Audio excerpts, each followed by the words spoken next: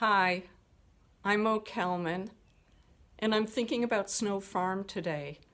I've been teaching at that beautiful piece of property since 1988. I go back year after year. It is such a beautiful place. I think about the peepers at night over at the pond. I think about the stream, that little stream that wanders past the farmhouse where I teach, and the stars at night that I can't see that well where I live in Providence. But most of all, what brings me back year after year are the people.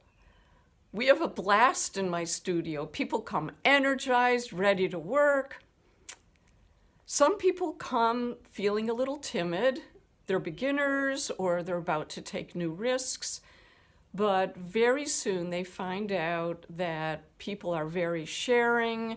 It's a very supportive community, and they're on their way. How many times at the end of a workshop have my students said, let's form a Facebook group so we can keep sending images to one another, sharing our work. This is a tough time for nonprofits. If you've ever thought about giving a gift to Snow Farm, this is the time.